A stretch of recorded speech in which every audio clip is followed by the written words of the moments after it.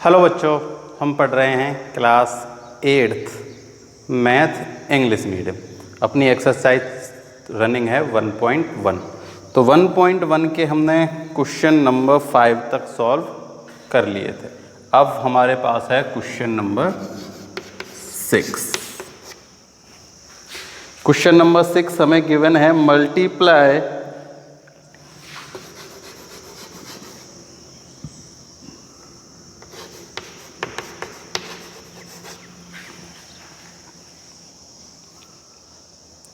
Multiply 66 upon 13 by reciprocal of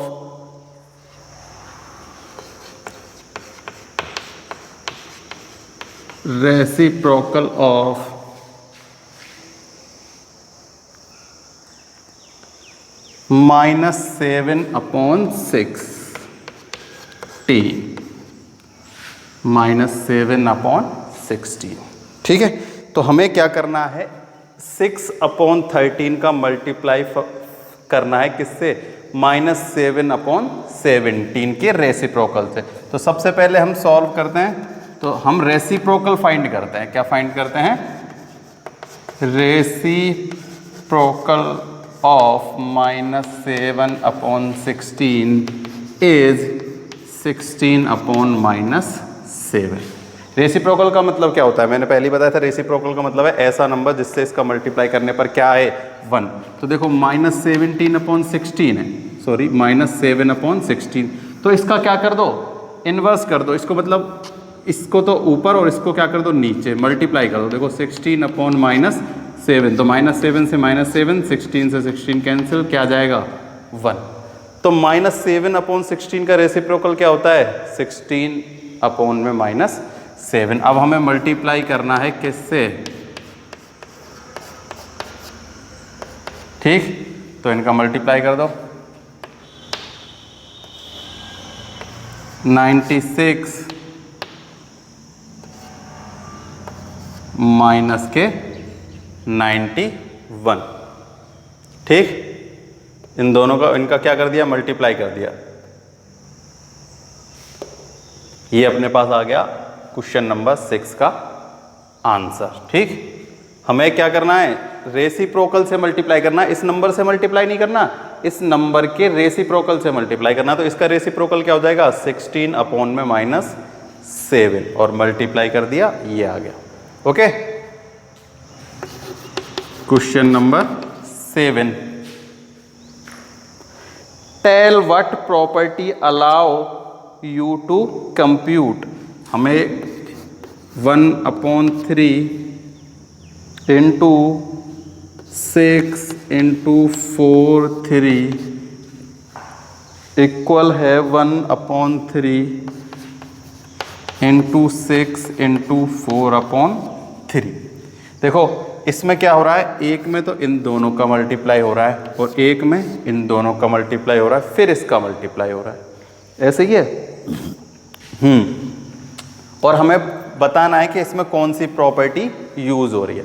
तो देखो मैंने एक प्रॉपर्टी बताई थी, जैसे a into B into C equal a into B into C. तो देखो चाहे b इंटू सी करके a कर लो, चाहे a इंटू बी करके क्या कर लो, c कर लो, इनकी वैल्यू क्या रहती है, इक्वल रहती है ना। और इनके बीच कौन सी प्रॉपर्टी यूज होती है, इन पे अपन की प्रॉपर्टी यूज होती है कौन सी, एसोसिएटिव। कौन सी होती है, एसोसिएटिविटी। कौन सी प्रॉपर्टी, एसोसिएटिविटी प्रॉपर्टी यूज होती है ना। जब दो होते हैं ऐसे है ना, वो प्लस और माइनस वाला जो होता था ना, उसमें तो कम्यूटेटिविटी लगती थी, और जब भी ऐसे मल्टीप्लाई हो रहे हैं तीन उसमें, तो उसमें कौन सी प्रॉपर्टी लगती है, एसोसिएटिविटी प्रॉपर्टी का हम इसमें यूज कर रहे हैं। तो ये हो गया अपना question number 7।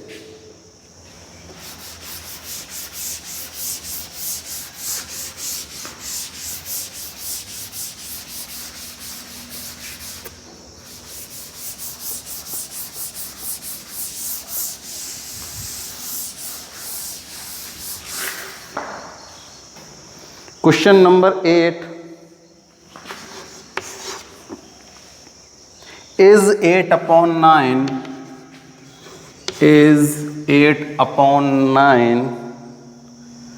the multiplicative inverse of the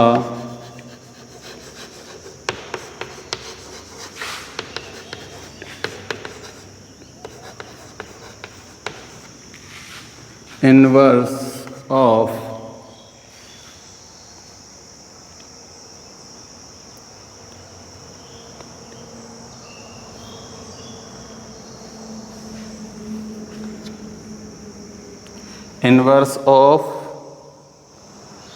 -1/8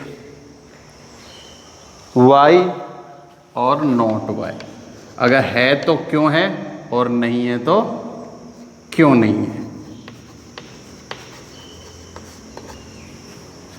हमें बताना है कि ये जो 8/9 है ये मल्टीप्लेटिव इन्वर्स किसका है, -1/8।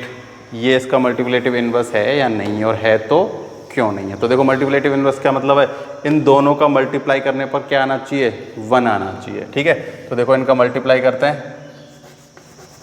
सॉल्यूशन है 8/9 इनटू, देखो अब इसकी हम फ्रैक्शन सही करते हैं। 8 का मल्टीप्लाई 1 से क्या हो जाएगा, माइनस का 9 एंड मतलब माइनस का 8 एंड 1 माइनस के 9/8। तो 8 से 8 कैंसिल, 9 से 9 कैंसिल और अपने पास आएगा माइनस का 1।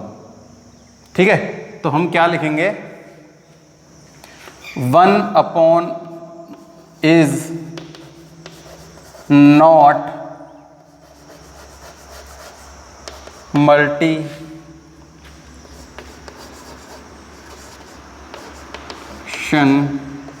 इनवर्स of 8/9 because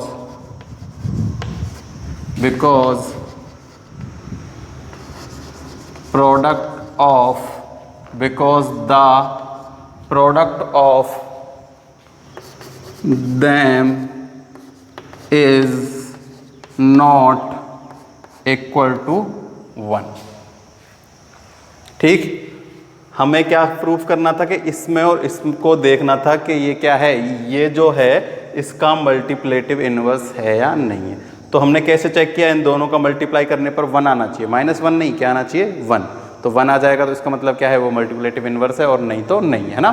रेसिप्रोकल और मल्टीप्लेटिव इन्वर्स वो एक ही चीज़ है। ठीक है, तो हमने लिख दिया कि -1/8 is not a multiplication inverse of 8/9 because the product of them is not 1। ऐसे ही अब हम इसमें ही क्वेश्चन नंबर अपने पास है 9 है, is 0.3 the multiplicative inverse of, is 0.3 is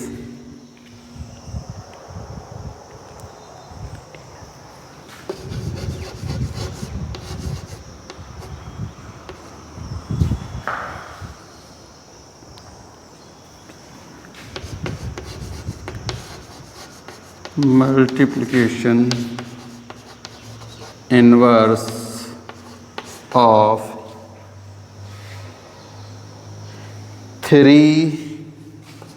1/3। ठीक है वही है y और नॉट y, सेम यही है। अब यही हमें चेक करना है कि ये इसका क्या नहीं है, मल्टीप्लिकेटिव इनवर्स है या नहीं।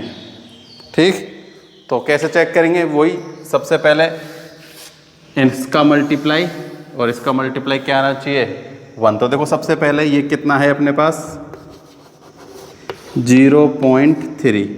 अब देखो इसको मैं पॉइंट हटा के क्या कर देता हूँ, 10 से मल्टीप्लाई, तो ये पॉइंट क्या हो जाएगा, हट जाएगा।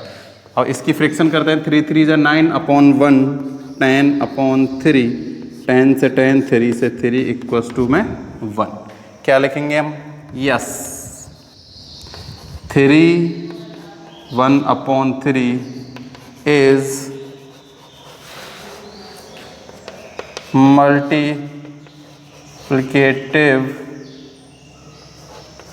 multiplication inverse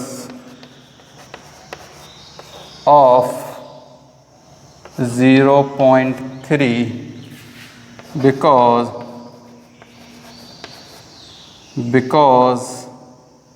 the product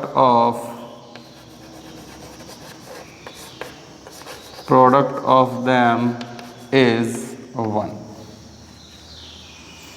ठीक, क्लियर? कोई प्रॉब्लम नहीं होनी चाहिए, है ना? तो ये हो गए अपने क्वेश्चन नंबर 9 सॉल्व। तो ये क्वेश्चन आपको यहाँ तक कंप्लीट कर लेने और उनको फेयर में भी लिख लेना है।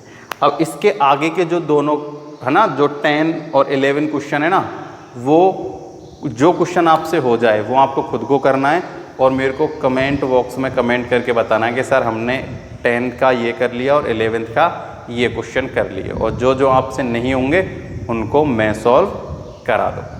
ठीक है ना? तो आपको ही वो सॉल्व करना है 10 और 11, और मेरे को कमेंट बॉक्स में बताना है कि आपने कर लिए या नहीं कर लिए। ओके।